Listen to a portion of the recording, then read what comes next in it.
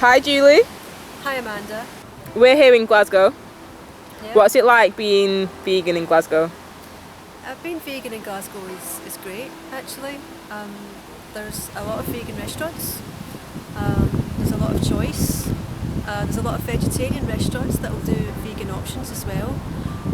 There used to be a couple of vegan shops, like supermarkets, but very sadly they closed. I think there's maybe one or two left, very small places. So eating out is easy. Eating out is really easy. Eating out is really enjoyable. There's quite a big social media vegan, movement in Glasgow. A lot of people meet up and eat out in groups. It's a good way to meet people. It's how I met my husband actually.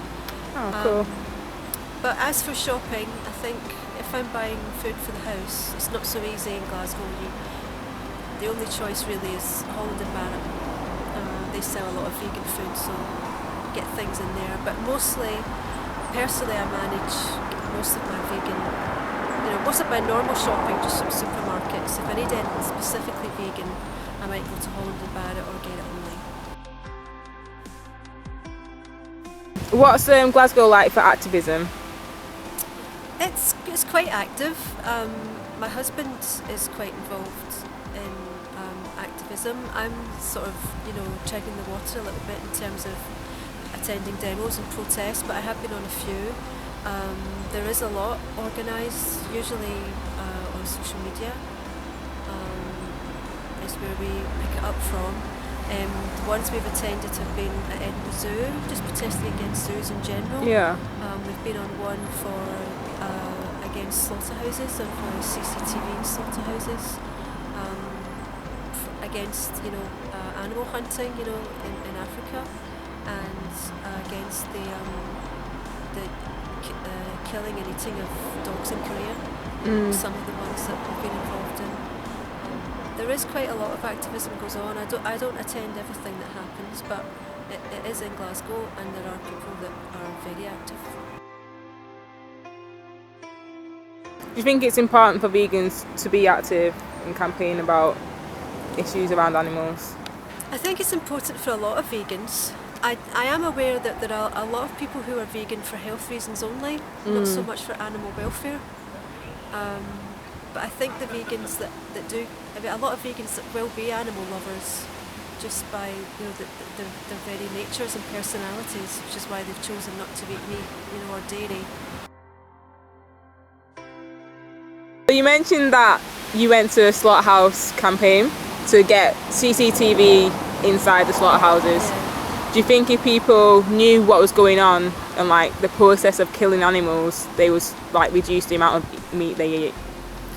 I think a lot of people would think twice about eating meat if they knew what was on slaughterhouses. And it's not just the killing of the animals, it's actually the abuse that was on beforehand. Undercover footage has revealed that slaughterhouse workers do abuse the animals in terrible ways that have actually stopped me from sleeping at night a few times after I've read something. And I know there has been a criminal prosecution against someone who abused the pig prior to its slaughter. And I think if people knew this was going on, there would be a public outcry, because the majority of people in Britain do care about animals. I know the majority of people in Britain also eat meat, but I think at their heart they do care about animals. I know it might be their pets, dogs and cats, etc. But I think if people were faced with animal abuse, they wouldn't like it, and they would know it was wrong, and they would want it to stop. And I think the abuse in slaughterhouses continues because there is no regulation inside a slaughterhouse, because once the animal leaves the farm, it's not the property of the farmer anymore. The farmer doesn't care about it. He's got his bucks, and the animal's going to die anyway. And I think the abuse happens because the workers know there's no regulation, nobody can stop them. And CCTV footage has uncovered abuse, so I think, not CCTV footage, sorry, undercover footage has uncovered the abuse. And if there were CCTV cameras in slaughterhouses, then these people wouldn't be able to do that. It would be more regulated. And I think we need that, because farm animals are just as important as any other animal. they are forgotten about, they are neglected, they're just seen as commodities, and they do need people to stand up for them. I am a member of farm animal charities, and I believe it's important that we look after them, that they're providing food for millions of people. They need to be cared about, and it was actually the plight of farm animals that made me decide to become vegan. Seems like a welfare issue, so like, would you be happy for animals to be treated really nicely, like humanely, and then for them to be killed? Well, as a vegan, I don't think we need animals as food anyway. But if they are going to be killed and consumed, then yeah, they should have the best life possible. They absolutely should. Every living creature on this earth has a right to a nice life, to go about its business just as it pleases, the way we let wild animals do to some extent. I don't see why farm animals should be any different. So how do you think we can help people make the connection between the food they eat on their plate and then what actually happens in slaughterhouses? Well, education.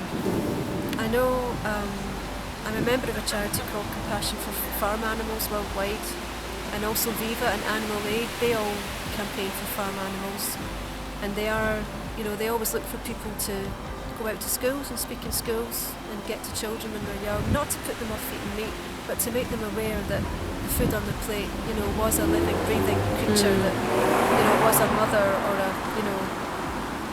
a child of an animal, that it had a life and it had a right to that life, and it gave up its life without any choice, for that child to eat. So I think education is a good place to start, and just awareness in general. How you change the awareness of people on a wider scale, people who've been eating meat all their lives, I don't know. I know that Compassion for Farm Animals were actually banned from advertising on TV. They wanted to, they weren't allowed to. The regulators wouldn't allow it, just because I expect the adverts were just going to upset too many people, and it would affect the meat industry. But they have made a film, and they are planning to make another film, which I'm going to help to fund in a small way. But I think, just that there are more vegans now. There are more places for vegans to eat. There are more choices in shops for vegans. Very slowly, things seem to be changing, even 20 years ago. 20 years ago I was only vegetarian, now I'm vegan, and I wish I had become vegan earlier. But I think there is more of an awareness now. And I guess vegan to vegan, just talking to people, places that they work, their family, even if someone chooses to give up meat for one day a week, it's a start. And a couple of my friends have done that. Since I became vegan, one of my friends became vegetarian, and another one is almost vegetarian. He saw something on TV, I don't know what it was a documentary, and he told me about it. He says, I think I'm actually gonna, give up meat. It's really cool. So that's just me, that's just one person affecting two people. So if all the vegans out there can, influence one or two people, then, as time moves on, things will change. So why did you become vegan? Well, I'd been vegetarian for 20 odd years, and I hadn't really made the connection. I thought that dairy farming was nice. I didn't realise there was suffering and abuse going on in dairy farm, which I think most people don't. You don't make the connection between a dairy cow suffering and then she will eventually go to slaughter anyway. And it was reading about the plight of farm animals. I don't know how I came across it. It was an email or something through the post from one of the other charities I was in, I don't know. And I suddenly realised that, consuming dairy was just the same as consuming meat. And it actually took me 2 years to actually get my head around it, because a lot of people tried to put me off becoming vegan, saying, you won't be able to eat anything, you can't buy anything in the shops, you can't eat out, it's just a nightmare. And I just thought they were right. And then, so I spent sort of 2 years, I'd switched from dairy milk to soya and almond milk, but I was still eating cheese and the occasional egg. And this went on for a couple of years, and I thought, this isn't right, I have to do this one way or the other. So I decided to become vegan, and I haven't looked back from that day. I gave away all my leather shoes, gave away all my woolly jumpers, and I really wish I'd done it earlier. Yeah. But it was the connection between dairy, you know, and that dairy is just as bad as meat that did it for me. Do you have any tips for people that want to go vegan? Do it. Just do it. I found it really easy. There's so many, you know, if you want to eat cheese, still eat cheese, there's so many vegan alternatives that just taste like cheese. It might take you a while for your taste buds to get used to it, because it's not going to taste exactly like cheese. Yeah. But the good ones are out there. It is easy. You can make most of the food yourself. It's not difficult. Supermarkets, you can, even if you just get your shopping in the supermarket, it's still easy to make vegan choices. A lot of supermarkets do sell things that are, I think, accidentally vegan. They've not set out to make them vegan, Yeah. but they are. You can go online for recipes. You can join vegan groups like I did, so you get support from people. You can even do it what I did, and do it bit by bit if it helps. If it helps you to give it up. The main thing about being vegan though is, 1, you're helping animals, 2, you're helping the planet, and 3, you'll be healthier as well. Yeah, that's great. Thank you, Julie.